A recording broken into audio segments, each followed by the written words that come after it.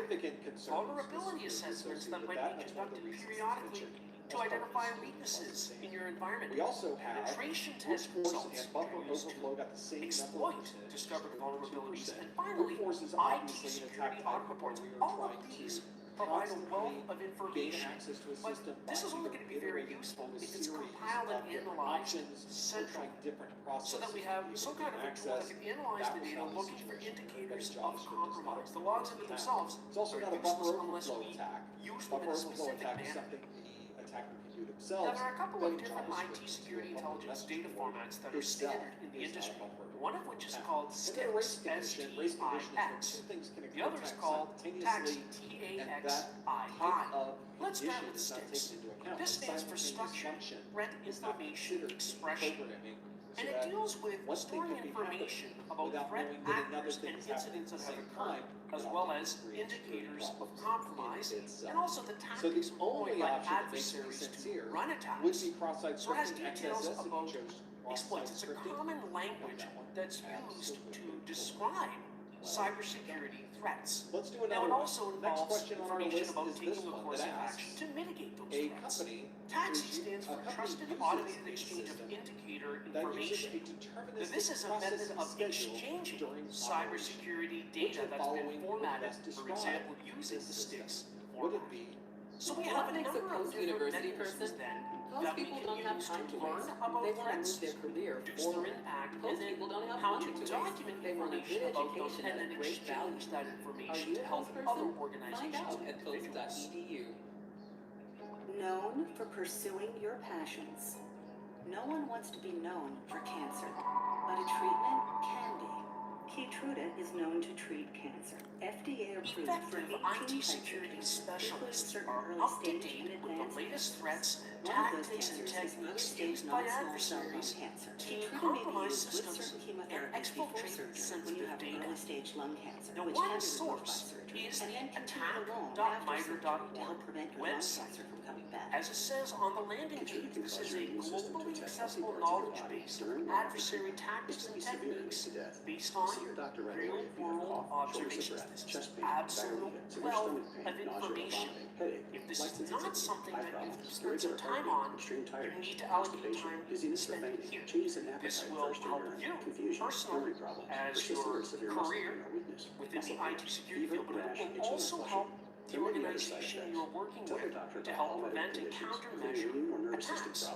So the first thing we might look at here on the MITRE ATT&CK website is to go under tactics. So we can look at pre-attack, attack reconnaissance type of items, and we see a lot of directions related to this. So first of all, we see pre-attack tactics. On the left, we have a navigator that's changing as we navigate through the site. For example, if I were to click on target selection, we see some details related to selecting an attack vector for a target victim network or host. We also see technical information gathering. Click that, scroll down, things like conduct active scanning, to send transmissions, and nodes to see who responds, and then to further perhaps dig deeper to see if there are any vulnerabilities present on those devices that can be exploited. Then we've got techniques and mitigations. For example, if you go under techniques, we can look at these categories: pre-attack, so reconnaissance, enterprise, and mobile. So for example, let's look at techniques, enterprise. So down here we can see there are techniques, and again, over on the left, we've got a changing navigation bar. So let's say lateral movement within the network. So it explains lateral movement in some of the techniques that have been observed out in the wild, so to speak, as to how this has been done. So by exploring remote services, dig deeper and learn more about that. Now we can also go here under techniques, and this time I'll choose mobile as opposed to enterprise mobile technologies. As always, as we go through here, we can see there are a lot of items listed. Again, it's kind of categorized on the left in the same way. So let's say command and control. Here it talks about what command and control, or C&C, is all about, and the techniques used by malicious users to further their cause when it comes to infiltrating malware on devices so that they can create a botnet. In other words, the bots or the infected devices report back periodically to command and control servers to retrieve commands on what they should do. Of course, we've also got mitigations at the top, very important. So at the enterprise level, for example, the first thing we see here is account use policies, configure features related to account use, like login attempt lockouts, specific login times you should be allowed in your organization. A lot of this is hardening strategy. Click on account use policies, we can see more details related to that, and techniques that are addressed by mitigation, such as brute forcing password attacks against user accounts. We've also got the groups here. These are groups of known malicious users. For example, if I click APT1, it says here it's a Chinese threat group that has been attributed to a number of attacks. And we can scroll down to learn more about that. We've got an entire list here on the left of known threat groups around the world. You click on any one of them to learn more about them. Gallmaker, for example, cyber espionage group. has targeted victims in the We're Middle gonna have to East break this since down a little 2017. bit to Scroll down and understand learn about that. what that happens. As to I'm be. sure you RTOS can stands see, for Real-Time Operating absolutely System. crucial to spend All some time systems, to learn about real-time tactics, operating techniques, and systems. Isn't that how mitigations this here, works? as well as looking For at these log that entries. actually. For Now, example, when you DOS, look at the Windows, blog and entries, a lot of you'll see that there are a lot of operating interesting systems items users. available here, such Linux, as launching macOS, attack for not ICS, Industrial This Control is a Systems. challenge. There's been a Because spike in the the way interest for that this a in lot of past our years. systems, a lot of our And then, of course, it can personal ask us to is log in it's using in third-party many providers, cases which I kind of will a not round do. robin So there's a scenario. real wealth of There's an idea information of that all there are IT ways security around it, but specialists the fundamental should spend method some time on if they've used not to spent determine time who here gets to do what already. in a computer system. In our traditional computers, our personal computers, is done through something called interrupts. So if you are typing on your keyboard has to interrupt whatever's going on and say, "Excuse me, I'm typing here. Could you put that on the Threat screen?" intelligence collection Regardless is of a whatever lot more happens to than be simply The problem, reviewing of course, the is latest if you're in a security threats from vehicle security websites and online. you are in a It situation also where it's raining, involves and in the looking middle of the inside road at your is own an animal, network and you're environment trying to stop and it, the hit the logs brakes. collected from it and then You don't analyzing want it. you turning So this anything means with that the we want to radio collect this to threat intelligence so that we can what's happening minimize with your the impact anti-braking of system. realized Your threats anti-braking should they system occur. should be Threat its intelligence own collection machine. is also Nothing important so we else can interrupt. predict And future that attacks where means that possible. we have a It also deterministic feeds processing into schedule. proactively This planning for incident processing response is should determined those threats by be the operating realized. system itself, but it And a doesn't big part of this these days change is its machine direction learning, or often modify what simply it's doing abbreviated as based on what else might ML. be going on. Now this And that's means pretty important when you get into analyzing vast industrial amounts of machines, data from different vehicles, sources. In other anything words, where big data. seconds, So we milliseconds, might gain a nanoseconds lot of count. insight by compiling historical security incident information together in conjunction with current These threat are information, obviously maybe systems specific that you're to your very industry, careful and then with running from a machine learning security against it perspective. to look for indicators Don't of want anybody to gain compromise access to or what looking at the obviously is a likelihood system of that has threat been being built realized to to your specific protect and provide environment. immediate responses. Now, the first in order of certain business with You threat don't intelligence want a collection system is that's to designed determine shoot down which incoming threats missiles must be mitigated. That's Spending only going time to with be the ones you possible love is after priceless. That's you've why done what Kroger we just Delivery previously proudly serving discussed. consumers You've makes taken a grocery look at shopping intelligence effortless. sources Get $20 and off run your first analytics order. against We'll it to deliver your see groceries in our which threats refrigerated are the trucks and most bring them to your likely, door. because that's where you want to Super spend fresh for resources. everyone. So then we'll know which threats need to be mitigated, after which we can start collecting data related to that. So maybe if we're looking at threats related to network distributed denial of service attacks, we could look at logs on individual hosts for indications that malware might have been planted on those devices, or that routers might have been pulled from the public-facing internet. We can also look at our incident response plan to deal with those situations. And again, we can also collect data from public sources about known adversary tactics that would be used, let's say, in executing a distributed denial of That service is what attack. we are talking about with The real-time next thing we have to think about is processing that collected data. Now, processing data in this aspect really means formatting it appropriately or filtering out the noise for things that are not relevant.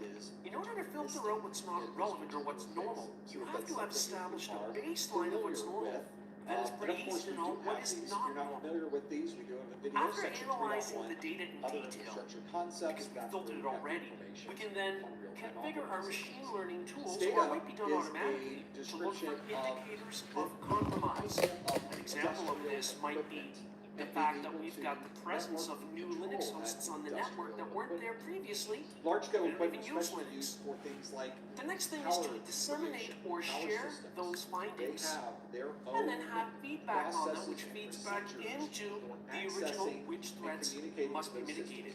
This is an ongoing cycle. This is not a one-time activity. And one of the ways that you can do with the machine learning to go through these vast amounts of data looking for indicators of compromise is to use machine learning services available through the cloud. That way you don't have to acquire and configure all the underlying infrastructure to allow for that large-scale data analysis. Completely isolated network that is designed to monitor, maintain, and allow them to keep track of what's happening with their power generation systems. So pretty important